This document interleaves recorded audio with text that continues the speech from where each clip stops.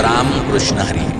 तुका म्हणे धर्म रक्षाया कारणे छाया इच्छिवणे तापला ते. श्री तुकोबाराय म्हणतात, देव धर्म सांदी पडिले सकळ विषयी गोंधळ गाजत असे. सज्जन हो, विज्ञानाला परमोधर्म मानणारे आपण आयुष्याच्या प्रत्येक वळणाला विज्ञानाच्या कसोटीवर घासू इच्छितो.